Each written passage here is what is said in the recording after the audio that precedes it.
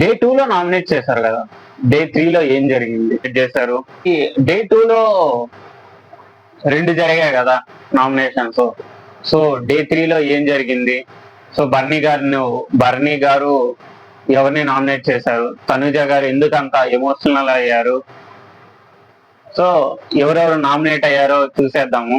So ఇది వరకు మన ఛానల్ ఎవరైనా సబ్స్క్రైబ్ చేసుకోకపోయినట్లయితే సబ్స్క్రైబ్ చేసుకునేసేయండి.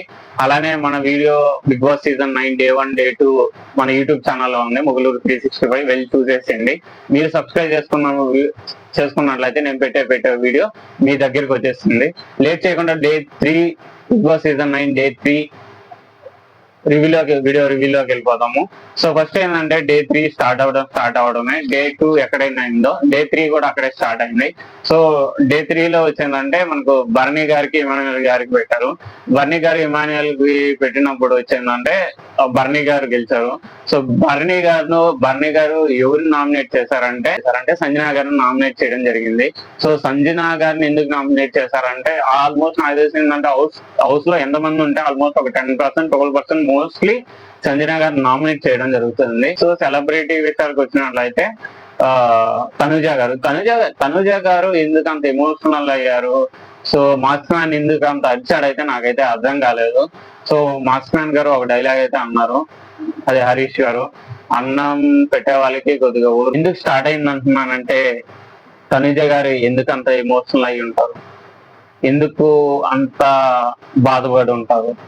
సో ఇప్పుడు నెక్స్ట్ వచ్చేందంటే మనకు ఫ్లోరా గారికి మన సుమన్ గారికి టాస్క్ పడడం జరిగింది. ఈ ఇద్దరిలో వచ్చిందంటే ఎవరు గెలిచారంటే ఆల్వేస్ రామ్మ అప్సరా సర్రా అంటారు కదా మన సుమనన్. సో సుమనన్ గెలిచాడు. సుమనన్ గెలిచిన తర్వాత అట్లే పగల కొట్టడం వచ్చిందంటే ఫైర్ తో పగల కొట్టారు. ఫైర్ తో పగల కొట్టిన తర్వాత ఎవరిని నామినేట్ చేశారంటే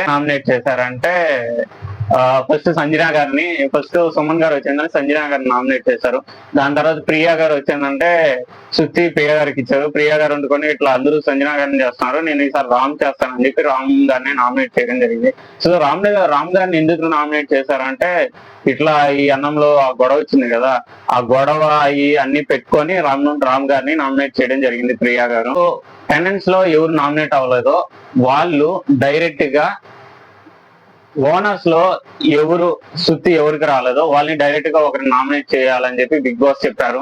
సో బర్నీ గారు ఎవరు చూస్ చేసుకున్నారంటే మన డిమార్ట్ పవన్ ఉన్నారు కదా, ఆ డిమార్ట్ పవన్ చూస్ చేసుకొని ఇట్లా నువ్వు చెప్పే విధానం నాకు ఈ బాడీ లాంగ్వేజ్ ఇట్లా ఒక బాడీ లాంగ్వేజ్ ఒక విధానాలు చెప్తే ఒకలాగా అర్థమవుతుంది, ఇంకొక విధానాలాగా చెప్తే ఇంకొక విధానాలా చెప్పే విధానం కొద్దిగా ఉండాలి అని చెప్పారు. కాకపోతే పవన్ గారు యాక్సెప్ట్ చేయలేదు, ఎవరితో నేను అట్లా ఉండలేదు, కాకపోతే మీకు పాయింట్ వ్యాలిడ్ కాదని చెప్పి యాక్సెప్ట్ చేయలేదు. సరే ఓకే యాక్సెప్ట్ చేశారు. మళ్ళీ వచ్చేదంటే సంజనా గారు, సెకండ్ వచ్చి రీతు గారు, థర్డ్ వచ్చేందంటే సుమన్ గారు, ఫోర్త్ వచ్చేందంటే ఇమాన్యుయల్ గారు, ఫిఫ్త్ వచ్చి తనుజ గారు, సో సిక్స్త్ వచ్చి ఫ్లోరా గారు, సెవెంత్ వచ్చి డిమార్ట్ పవన్, ఎయిత్ వచ్చి రాము గారు.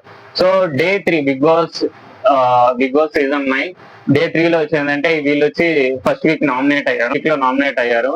మళ్ళీ వచ్చిందంటే బర్నీ గారు వచ్చిందంటే కుక్ చేస్తాం అన్నప్పుడు సంజనా గారు సంథింగ్ ఏదో మాస్క్ మ్యాన్ అడిగినట్టున్నారు. సో దానికి కూడా మళ్ళీ పెద్ద గొడవ అయింది. మాస్క్ మ్యాన్ కి మన బర్నీ గారికి అరుచుకోవడం జరిగింది. సో నాకు ఒక్కొక్కటప్పుడు అనిపిస్తా ఉంటుంది వీళ్ళు కొట్లాడుకునేది కాఫీలకి, ఈ గుడ్లకి, ఈ బెడ్లకి ఇదే అనిపిస్తా ఉంటుంది. కాకపోతే అంటే బిగ్ బాస్ లో అక్కడ ఉండేదానికి మనకి కొద్దిగా చాలా డిఫరెన్స్ ఉంటుంది రియాలిటీలో ఉన్నట్లయితే. సో నాకు ఈ ఎపిసోడ్ చూస్తా అన్నప్పుడల్లా ఈ గుడ్లకి, ఈ బెడ్లకి, వాటర్ కి ఇదే కొట్టుకుంటారని నేను అనుకుంటా ఉన్నాను. సో ఇది మన డే 3 వీడియో.